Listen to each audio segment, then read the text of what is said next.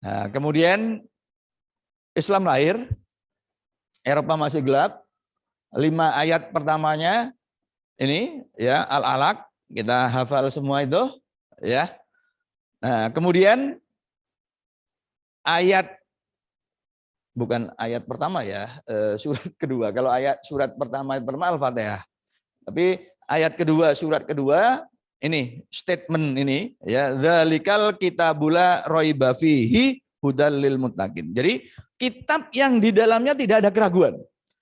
Ini satu-satunya kitab, satu-satunya buku di alam semesta yang berani membuat pernyataan. Isinya gak ada ragu-ragu. Nggak ada yang lain. Yang lain kan masih diperdebatkan. Tapi ini ada statement seperti itu. Ya, ini salah satu keunikannya mungkin kita nggak pada sadar begitu ya. Dzalikal kitab. Jadi kitab itu Al-Quran. La raiba fihi. Tidak ada keraguan. Fihi di dalamnya. Ya. Hudal lil muttaqin. Jadi petunjuk. Nah, kemudian di dalam surah surah Az-Zumar ayat 9 disebutkan kul hal yastawil ladzina ya'lamuna wal ladzina la ya'lamuna innama yatadzakkaru ulul albab. Katakan, apakah sama orang-orang yang mereka yang mengetahui dan mereka yang tidak mengetahui. Jadi ada statement cukup keras ini antara orang yang tahu dan tidak tahu. Gitu. Nah, di surat Al-Alaq ayat 4 dan 5, perhatikan ya, alladzi 'allama bil qalam. 'Allamal insana ma lam ya'lam. Itu. Ya. Jadi 'allama bil qalam. Itu. Nah, kemudian di surah Zumar tadi ada ya'lamuna walladzina la ya'lamun. Nah, ini satu akar kata. Alimaya, oh ya, ini nunnya keliru ini. Alimaya lamu ilman, ya, ini, oh sebentar, maaf. Jadi ini ya lamu, ini keliru mencet nun ini, ya, karena tombolnya jejeran. Alimaya alamu ilman. Alima itu tahu. Tahu. Ilman itu masdar ya dari alima. Jadi kalau masdar itu Jadi tahu itu menjadi pengetahuan, begitu loh. Jadi ilmu pengetahuan itu sebenarnya double ya. Ilmu pengetahuan itu pengulangan. Karena ilmu kan dari bahasa Arab yang artinya adalah pengetahuan. Karena alima itu udah tahu. Itu. Ya. Alama itu wazan dari alima fa'ila menjadi fa'ala. Itu artinya menjadi menahukan. Artinya menahukan itu artinya membuat orang menjadi tahu. Artinya mengajar. Maka alama itu mengajar. Sebenarnya letter-letternya harfiahnya adalah menahukan. Membuat orang menjadi tahu, begitu loh. Ya. Alima itu tahu. Kata kerja. Nah, ilman itu pengetahuan. Jadi ada kata dasar di allama bil qalam wa allamal insana ma lam ya'lam, dan mengajarkan manusia apa-apa yang tidak ketahui.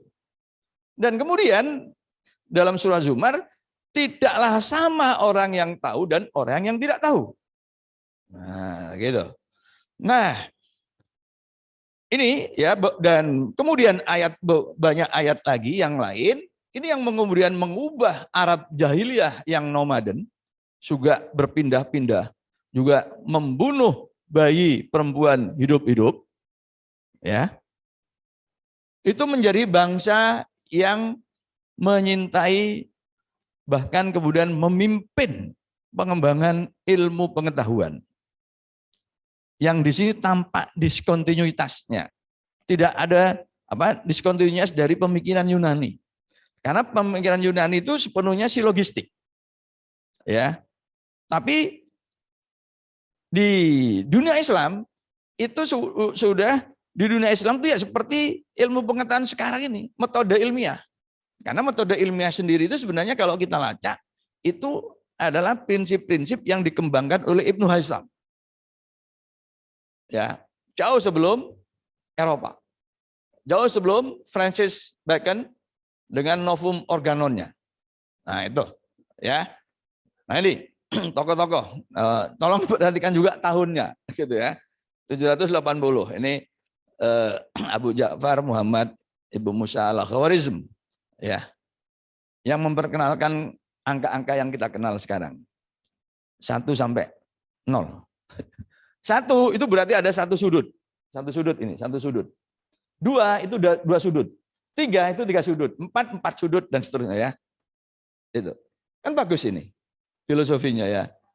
Jadi bukan sekedar 4 apa maksudnya? Apa kok ngono gitu kan. Lu maksudnya itu 4 tuh nih loh, anak 4 sudutnya. Ya. Itu. 5 sudutnya. 6 sudut. Gitu ya. 0 enggak punya sudut. Ya 0 enggak punya sudut. Gitu loh. Ini algoritma. Ya. Nah, ya jadi ini Ibnu Hazm ya. Yang kemudian dikenal sebagai bapak bapak optik gitu ya, dengan kitab Al-Manazirnya itu. Nah, beliau yang melakukan eksperimen pertama kali tentang cahaya ya. Dia kemudian kembangkan konsep mata. Ya. Nah, beliau-beliau ini adalah orang-orang yang ketika kecilnya ya usia 7 tahun, 10 tahun itu udah hafal Quran. Begitu.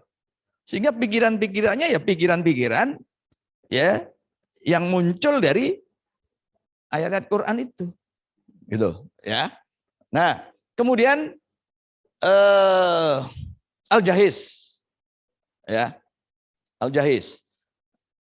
Al-Jahiz ini nama aslinya siapa? Al-Jahiz itu sendiri sebenarnya gelar ya, gelar yang enggak enak sebenarnya, gelar jadi Al-Jahiz itu karena suka membaca gitu ya, tidur pun membaca, sampai akhirnya kemudian beliau itu terserang oleh penyakit sehingga matanya itu melotot. Makanya kemudian disebut Al-Jahiz gitu ya. Tapi Al-Jahiz ini ya menulis kitab Al-Hayawanat, kitab tentang hewan. Beliau tuh membedah ya sekitar 360 hewan begitu, dan kemudian dituangkan dalam buku ini. Beliaulah yang kemudian menggagas yang makhluk makhluk yang berkompetisi, yang kemudian sebagian kalah, sebagian survive, itu namanya itu. Kita selalu menisbatkan itu pada Darwin. Gitu loh. Padahal jauh sebelum Darwin tuh Al-Jahiz ini. Itu ya. Yang membuat itu. Teori seleksi ya, seleksi. Itu adalah Al-Jahiz ini, ya. Jadi ini kalau kemudian kita lihat ya sarjana muslim awal begitu, ya ini ilmuwan dalam bidang sains kealaman ya. Saya enggak ini kita lihat coba. Al-Kindi itu lahir tahun 801 dan kita kenal Al-Kindi ini kan tokoh dalam sejarah yang dikenal orang yang memulai proses penerjemahan karya Yunani ke dalam bahasa Arab kan. Itu. Apa yang mau saya sampaikan? Jauh sebelum Al-Kindi lahir, ini sudah ada ilmuwan-ilmuwan Ibnu Hayyan, Al-Khawarizmi, Al-Jahiz. Gitu loh. Ya. Sebelum secara intensif berinteraksi dengan pemikiran-pemikiran Yunani. Itu poin pentingnya. Ya. Nah, tentu kemudian pertanyaannya dari mana? Orang-orang ini punya gagasan-gagasan yang berbeda, gagasan-gagasan yang baru. Ya. Maka satu-satunya yang memungkinkan jawabannya adalah bahwa mereka sudah punya Al-Qur'an. Mereka hafal Quran. Mereka meresapi Al-Qur'an. Dan kemudian mereka kejawantahkan dalam tindakan praksis. Bahkan kemudian dalam bentuk kelembagaan.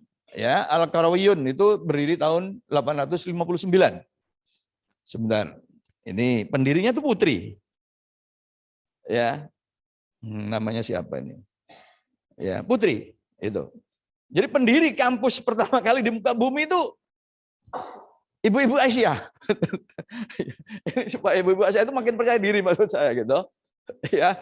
Karena ini loh, Al-Qarawiyun ini yang pendirinya itu perempuan. Ya. Itu. Jadi kalau sekarang perempuan itu dibelakangkan, ya ini kemunduran. Itu. Buta sejarah. Itu. Ya, ini. Nah, baru kemudian 111 tahun kemudian berdiri Universitas Al-Azhar. Ya. Universitas Al-Azhar. Baru kemudian disusul oleh Eropa. Ya. Yang Eropa pada waktu itu masih dalam kegelapan. Nah, ini ya, universitas yang di Eropa itu. Ya, di Italia Bologna, kemudian Oxford, Harvard ini. Ya. Itu. Jadi ingat, ini kita bicara sejarah dulu. Ya. Itu. Ya. Jadi jauh sebelum universitas top dunia itu, kita udah mendahului gitu. Ya. Jadi sebenarnya kita punya apa ini? Punya gen bahwa kita itu frontier gitu. Ini yang harus kita ingatkan kembali. Sehingga kemudian kita jangan terus-menerus minder. Gitu loh. Ya. Jangan terus-menerus minder. Kita lah yang memulai perguruan universitas itu kita. Itu. Ya. Nah ini. Jadi kemudian lahirlah ratusan, singkat cerita Islam itu sempurna, ya. Islam itu sempurna. Nah, ya. Nah, ini dan kesempurnaan ini ya, pada prinsipnya sebenarnya worldview kita harus mencakup Tuhan, manusia dan alam, ya. Dalam pandangan dunia barat, mechanical worldview, Tuhan sudah dianggap pensiun, ya. Deus Othesis, Tuhan telah pensiun. Ya, itu penerimaan mereka paling sopan. Karena yang ekstrim kan God was die. Gusti Allah sampun sedo. Ya, itu Nietzsche. Ya. Itu. Yang paling sopan Gusti Allah sampun pensiun. Mendirikan alam semesta tapi kemudian hanya menonton dari kejauhan, membiarkan alam semesta rusak dengan sendirinya. Itu gagasan deisme kepensiunan Tuhan. Ya. Nah, karena itu kemudian manusia punya kewenangan penuh untuk mengangkangi alam semesta. Makanya dalam perspektif barat, manusia dan alam itu seperti laki-laki hidung belang dengan pelacur. Pelacur dipakai kapan saja oleh laki-laki hidung belang dan ditinggalkan kapan saja dan dalam kondisi apapun tanpa peduli. Apakah si pelacur ini kemudian hamil atau sakit HIV atau apa, tinggalkan. Nah, inilah pola eksploitasi manusia modern terhadap alam. Dan alam sekarang menderita. Ya, banjir di mana-mana di Indonesia. Bukan lagi hanya di Jakarta. Ya. Jadi Indonesia perlu diruat. Karena banjir sekarang bukan hanya di Jakarta. Jadi kabeh sing ngelok-ngelokno Jakarta banjir, sakit didumi banjir. Ya. Kalau hari-hari ini kita nonton televisi, roto dari Banda Aceh sampai mana? Apa namanya sana? Pulau Sulawesi dan lainnya. Jawa juga udah rata. Itu. Nah, ini. Ya. Nah, jadi hierarki Tuhan dipotong ya dalam mechanical worldview. Nah, jadi di dalam Al-Qur'an itu yang ayatnya ada 6.236, 800 ayat diantaranya itu berbicara tentang alam dan itu 5 kali lebih banyak daripada ayat fikih, gitu ya. Al-Qur'an tentu membahas banyak hal, begitu. Nah, yang banyak hal itu sudah sering dibahas. Saya akan fokus ke bagian ini aja, ya. Ini surat Fatir 27, 28, 29.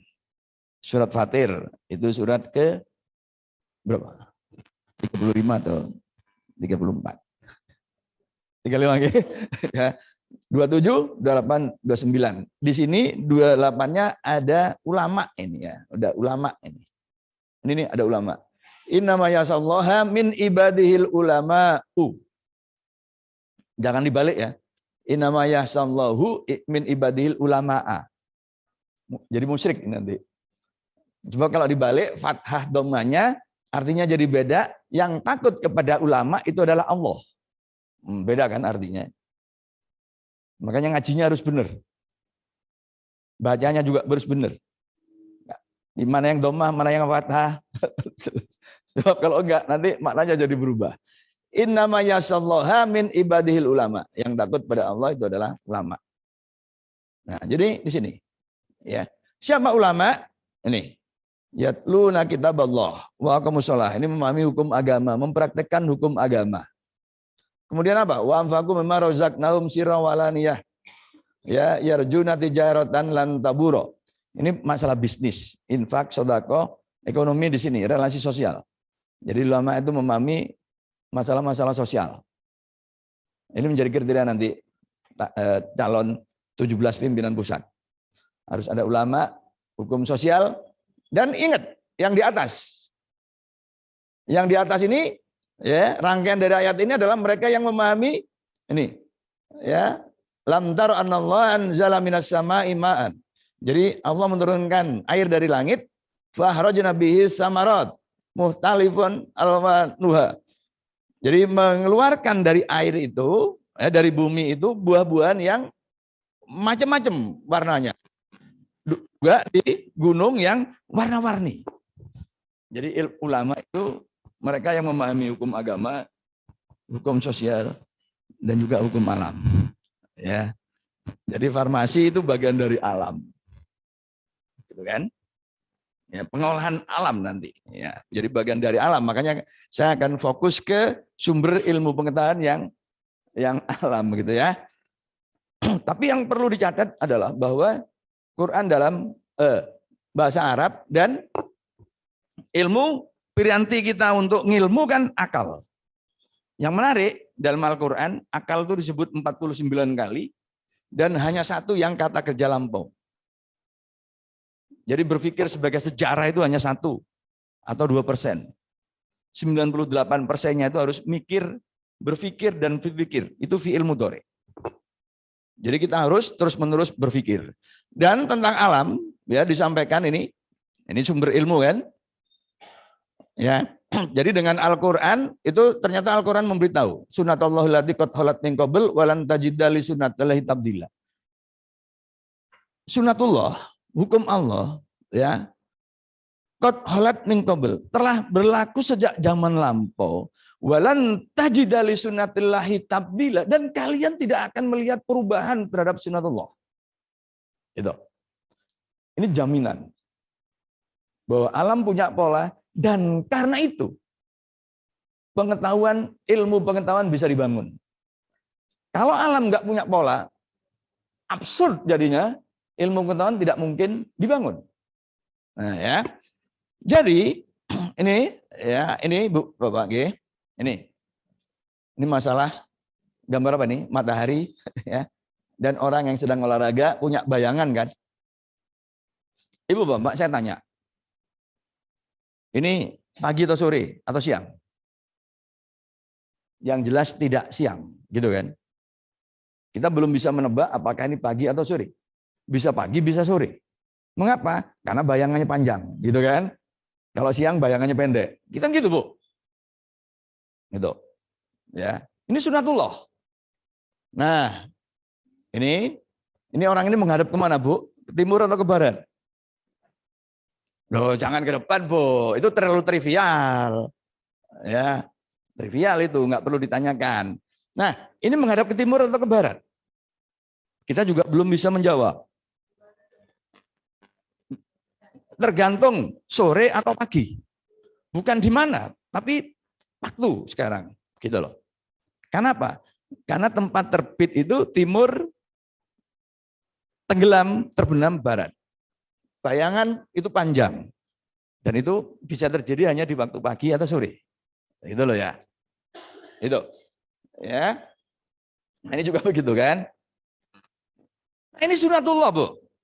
Jadi sekarang kalau ibu bapak keluar ke halaman, saya bisa katakan dengan pasti bahwa bayangan ibu akan berada di utara tubuh ibu.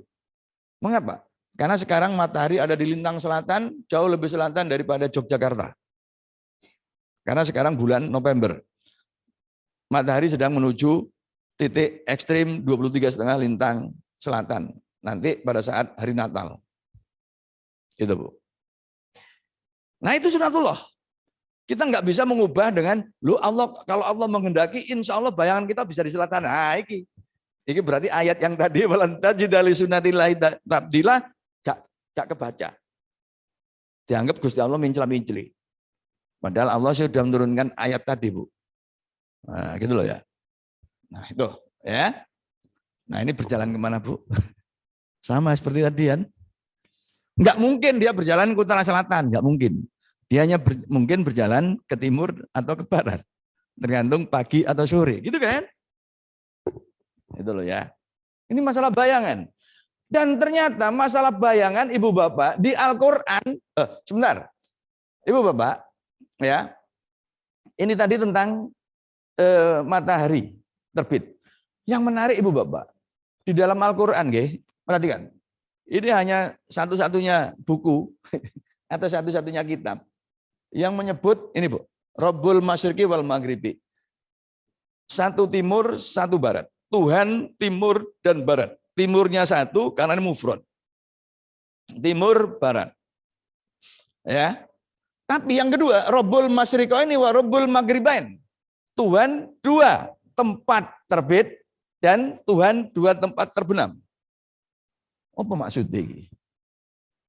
Bahkan bukan hanya itu, kemudian yang di sini fala uqsimu birabbil masyariq wal magharib. Dan kemudian aku bersumpah demi Tuhan yang mempunyai banyak tempat terbit dan punya banyak tempat terbenam. Masyriq dan maghrib muncul dalam semua bentuk mufrad, musanna dan jamak taksirnya. Apa ini, Bu? Gitu. Kan kita menerima bahwa Quran itu sumber kebenaran. Maka ilmuwan, ulama berpikir keras. Kalau timur barat udah clear ya. Timur barat itu berarti dari titik terbit sampai terbenam, tarik ujung. Nah, garis straight. Nah, itulah timur barat sejati, begitu kan? Tapi apa kalau dua tempat terbit dan dua tempat terbenam atau dua timur dua barat? Itu nanti tafsirnya ya mengindikasikan bahwa buminya bulat. Terus kalau tempat terbitnya banyak, kita sekarang tahu, Bu, bahwa matahari itu memang ya nanti 23,5 lintang 23,5 derajat lintang selatan itu nanti terjadi sekitar 23 Desember itu di selatan ya. Kemudian ke utara, Bu. Sampai Maret 23 itu di ekuator Khatulistiwa. Terus ke utara 23 Juni itu akan di 23,5 lintang utara. Itu artinya banyak tempat terbit. Ya. Itu masyariq. Ini. Jadi Al-Quran memberi informasi itu.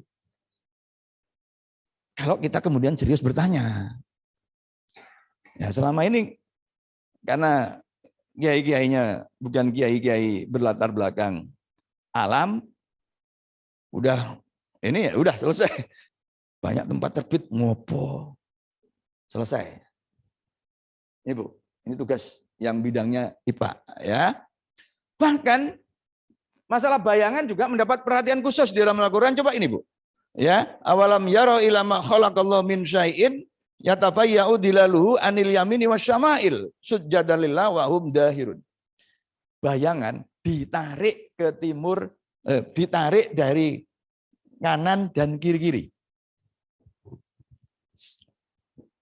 Bayangan ditarik dari kanan dan kiri-kiri. Ya. Padahal ini ya kalau terjemahannya kan kanan dan ke kiri. Padahal ini an itu kan dari, bukan ilah ini. Ini yamin itu tunggal dari kiri, dari kanan. Syama'il itu jamak taksir dari kiri-kiri. Kalau kita baca teks aslinya. Maknanya di sini hilang. Kalau kita hanya mengandalkan terjemahan, kita akan kehilangan pesan. Gitu ya. Ini sumber ilmu. Tapi memang kudu iso didik-didik bahasa Arab. Nausorob. Mari sekarang kita bantu dengan logika. Ibu Bapak, sumber cahaya kita yang utama apa? Matahari. Matahari terbit dari mana? Dari timur. Ketika matahari di timur, bayangan kita pendek atau panjang? Panjang. Ketika matahari naik, berarti bayangan pendek kan? Oke. Bayangan ditarik dari kiri. Ya. Bayangan ditarik dari kiri. Kan bayangannya berarti ditarik memendek kan? Oke. Berarti orangnya menghadap kemana, Bu? Oh, ke utara, ya. Ini kalau orang IPA cepat tanggap. Iya kan? Kan orangnya mataharinya dari timur, bayangan panjang, kemudian memendek, ditarik dari kiri. Kan berarti orangnya harus menghadap ke utara toh. Kan bayangan ada di sebelah kiri. Berarti orangnya menghadap ke utara. Masih ada yang bingung? Masih ada yang belum paham ini? Ya. Jadi orang menghadap ke utara, berarti kanannya kan di timur, kirinya kan di barat. Bayangan kan di barat toh, panjang. Matahari naik, berarti memendek, berarti ditarik kan? Itu tunggal. Kemudian syama'il. Syama'il itu banyak. Ditarik dari kanan. Berarti orangnya menghadap kemana? Menghadap ke selatan, sebaliknya. Nah, berarti orang yang menghadap ke selatan lebih banyak daripada orang yang menghadap ke utara, kira-kira begitu. Orang Islam menghadapnya kemana, Pak, Bu? Orang Islam menghadapnya kemana? Orang Islam menghadapnya kemana? Kiblat. Ke Baitullah. Berarti orang yang di selatan Baitullah lebih sedikit atau lebih banyak yang di utara Baitullah? Yang mana yang lebih banyak? Kan yang menghadap ke utara satu. Yang menghadap ke selatan banyak. Berarti yang menghadap yang di utara atau di selatan Ka'bah yang lebih banyak. Ya iki ngomong Quran sumber ilmu. Tak jak mikir ini. Ya. Gitu loh. Kita bedah serius ini sekarang ya. Gimana? Yang di utara kan? Yang di utara ya. Sebentar. Ini terbalik, Bu. Yamin itu kanan. Yamin itu kanan, berarti ditarik dari kanan. Berarti orangnya menghadap ke mana tadi? Menghadap ke selatan. Yamin kanan kan? Ditarik dari kan menghadap selatan. Berarti orangnya menghadap ke selatan. Syama'il itu kiri. Tapi jamak. Berarti yang menghadap utara lebih banyak. Gitu loh. Berarti orang yang di selatan Ka'bah lebih bagaimana terhadap yang di utara Ka'bah? Lebih banyak atau lebih sedikit? Lebih banyak. Karena yang menghadap ke utara itu kan menghadap ke utara, berarti kan di selatan Ka'bah kan? Gitu kan? Ya, lebih banyak.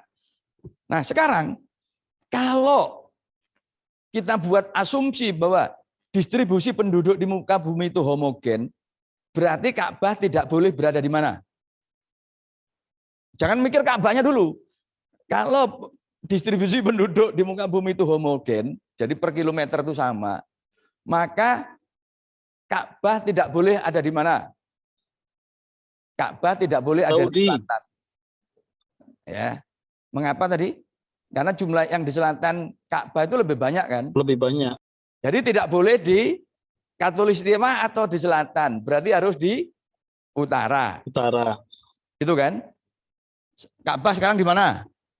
Di utara kan? Dari pemahaman itu satu itu benar. Gitu kan?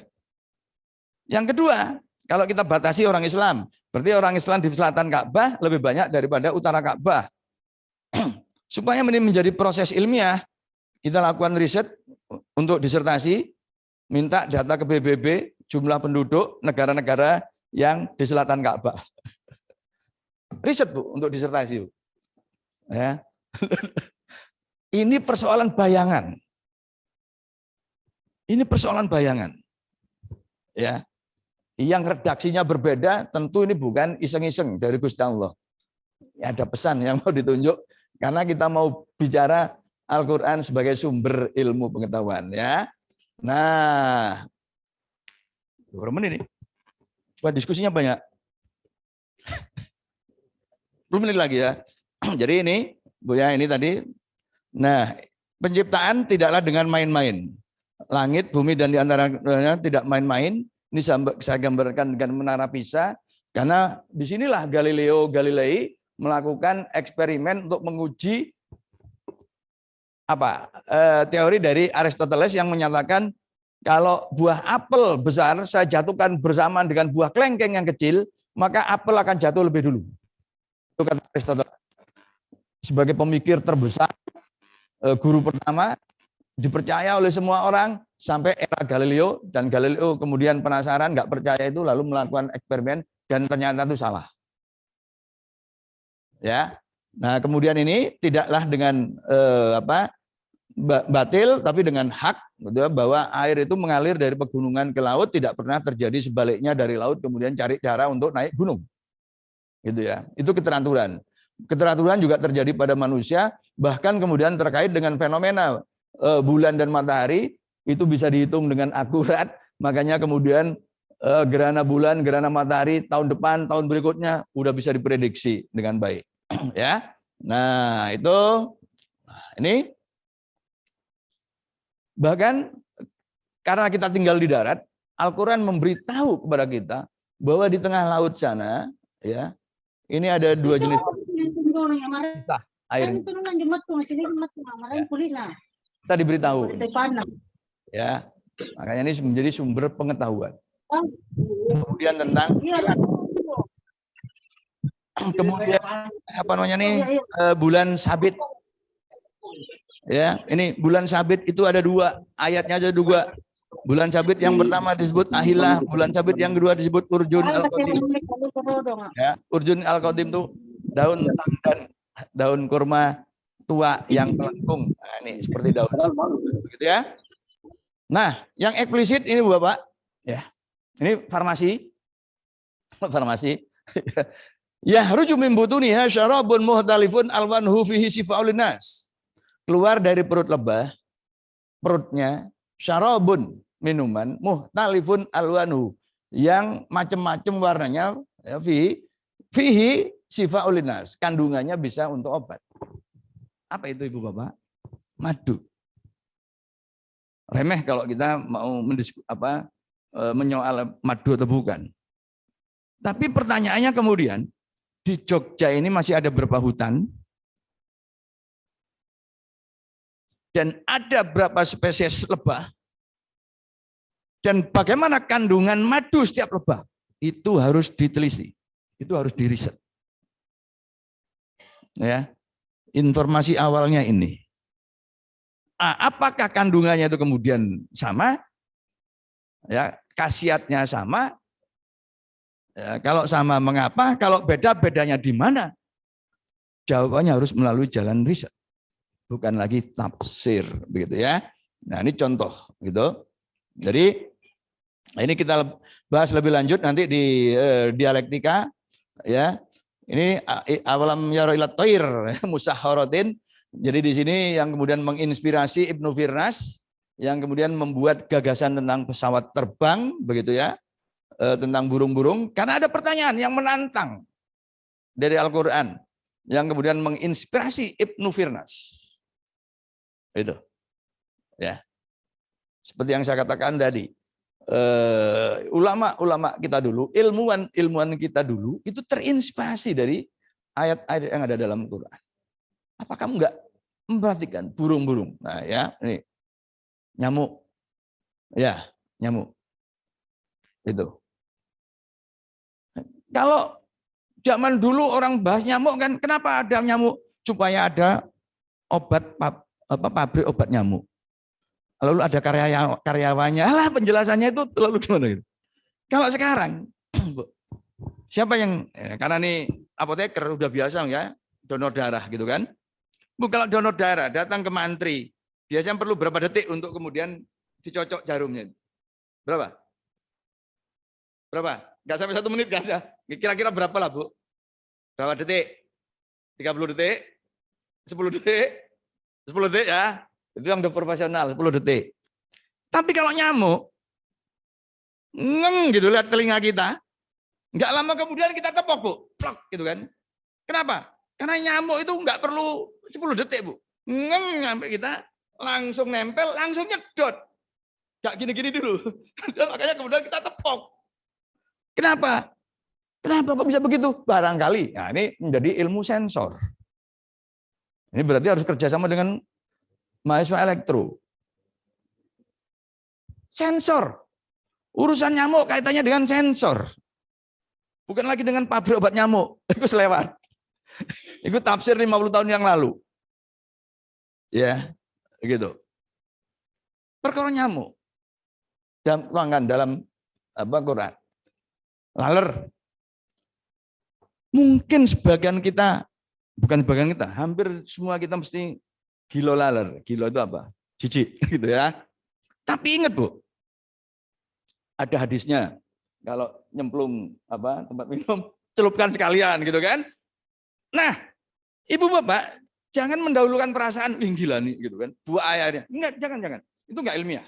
Kita kan mau jadi komunitas ilmiah. Kita telah dulu tentu hadisnya. Apakah hadisnya sahih? Kalau sahih, berarti Rasulullah benar kan gitu. Teliti. Apa pesannya teliti? Karena nyatanya Quran juga nyebut laler. Terlepas kita suka atau tidak, Quran nyebut tentang laler. Bahkan di sini kemudian disebutkan di sini ya. Innalladzina tad'una min dunillah. Jadi yang menyeru Tuhan yang kalian seru selain Allah itu ya. Yahlukuna dubab. Tidak mungkin bisa membuat lalat.